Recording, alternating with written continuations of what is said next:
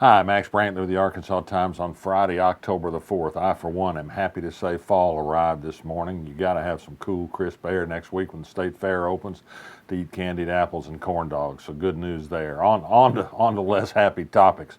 First of all, smoking gun text between State Department and Trump administration officials about his now well-revealed plan to extort an investigation of the Biden family out of the Ukrainian government by holding out promises of a White House meeting and perhaps arms sales.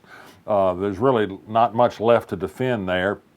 He also made public a similar threat to China, as if he could just double down on this, and if I do my corruption out in the open, surely it'll be okay with people. Still, the Republicans defend him.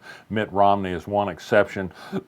There are one or two others, John Kasich, but not many. The party of Trump is going to back Trump no matter how unlawful he acts. Sad news. Well, yesterday afternoon, Lindsey Miller broke the news of what the school grades are likely to be in the Little Rock School District next week when they're finally certified. It looks like there'll be 8 so-called F schools in the district, 4 new ones, 4 off the list. Under this grading system, all we really need to know is that one single test determines school grades. Schools that have the highest percentage of poor children, typically high percentages of minority children, are those that score low. Those from prosperous white neighborhoods score high. This is going to be the basis for cutting the district up in a way that prosperous people will have some democratic autonomy and poor people will not. There's a great article in the National Superintendent's Reporter today about the truth about grading schools. It's a farce. Lindsey wrote a great piece for the Arkansas Blog yesterday about the problems with the grading system, pointed out by a scathing report by the Arkansas Bureau of Legislative Research. It really debunks Arkansas's entire school grading system. Doesn't mean it won't be used in Little Rock, because Little Rock is going to be a poster child for the Walton Family Foundation's ideas on how to run school districts. They don't include strong local support. They don't include teachers' unions for sure. More to come on that. Today, the new chancellor at UA Little Rock announced that Ann Bain would be the executive vice chancellor and provost. Yet another longtime Little Rock person going to rise into a high position at the university. She's been there 32 years. She once was dean of the Department of Nursing. She has lots of local contacts. The idea is to rebuild some community relationships and hopefully more students at UA Little Rock. Last night, the Polk County Quorum Court met and discussed a proposal to repeal an ordinance passed by voters last November that said there must be a local option election before a casino can be approved by county officials in that county. This has become a big problem as 5 casino operators bid to open a casino in Polk County under the new amendment.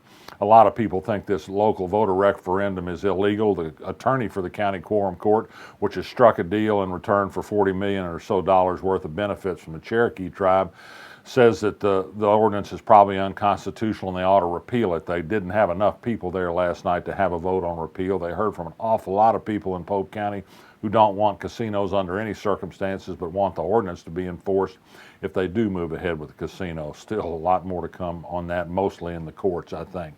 Speaking of the courts, a activist local lawyer filed a lawsuit today seeking to have one of many judicial candidates on the Pulaski County ballot this year stricken from the ballot. Jim White, he's president of the Pulaski County Bar Association. The lawsuit says he had a hot check back in the 1990s that should disqualify him. I haven't heard yet from White on a response to it, but it's election season. The Constitution does provide for ineligibility for people in circumstances of certain kinds of convictions and in cases that involve money. Interesting story in the New Yorker this week. I urge you to read it online if you can. There's a link at arkansasblog.com. It's about the larger issue of how police agencies around the country tend to overlook abusive cops on their own forces in domestic violence cases. That is, they sort of treat them as family matters, between the officer and the partner that he's abusing. There's a case in Georgia that's the illustration of the larger point. In the course of it, it turns out that the police chief in this town in Georgia where some questionable things have occurred is none other than Mike Yates. He once was police chief in Jonesboro. He was so abusive to a Jonesboro Sun reporter that she quit work, and he was finally forced to resign his job. He said he'd made mistakes. Well, he's being not very kind to reporters in Georgia now, too, so a cameo of a most unwelcome sort by somebody we're well shut of in Arkansas, I'd say. Here's some good news for you. This Saturday, 1 to 5 in Argenta by Flyway Brewery, it's the Arkansas Times annual hog roast. Ribs and Butts and Rhythm and Blues, R&B and R&B. It's 1 to 5. It's down on Main Street. You can go online tonight and get a ticket early and save a few dollars.